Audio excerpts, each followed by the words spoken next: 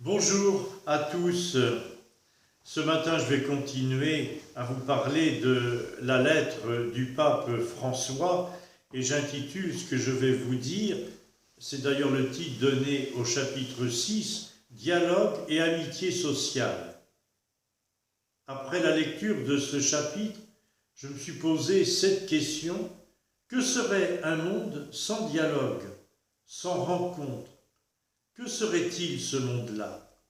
Et la réponse que je donne, il serait un monde sans voix ni visage. Alors, à quoi conduit la culture de la rencontre, dont justement parle l'encyclique?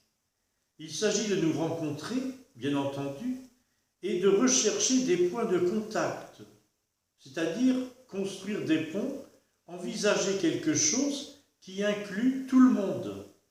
Seul l'amour rend possible la vraie connaissance de l'autre. La manière de traiter les autres se manifeste sous diverses formes telles que bienveillance dans le comportement, l'attention pour ne pas blesser par des paroles et des gestes. L'effort aussi d'alléger le poids aux autres. Cela implique de dire des mots d'encouragement qui réconfortent, fortifient, consolent, stimulent, au lieu de paroles qui humilient, attristent, irritent, dénigrent. Aujourd'hui, constate le pape, on n'a ni l'habitude, ni assez de temps et d'énergie pour s'arrêter, afin de bien traiter, considérer les autres. De dire ces trois mots qui lui sont chers: s'il te plaît, merci, pardon. C'est cela, cultiver la bienveillance. Ce n'est pas un détail mineur, ni une attitude superficielle. La bienveillance transfigure profondément le mode de vie, les relations sociales, la façon de débattre et de confronter les idées. L'exaspération détruit tout pont.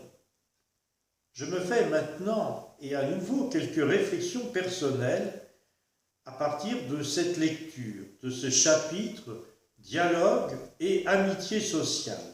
Le dialogue aide les personnes, le monde à mieux vivre.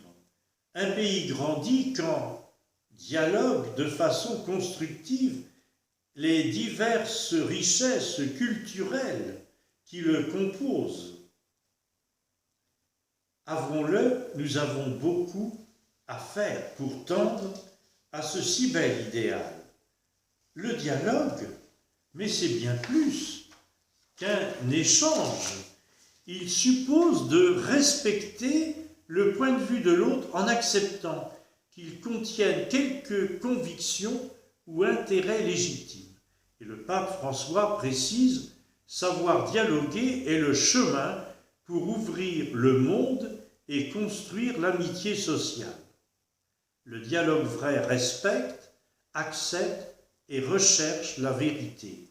Le dialogue vrai donne naissance à la culture de la rencontre. Autrement dit, la rencontre devient alors un style de vie, une passion et un désir.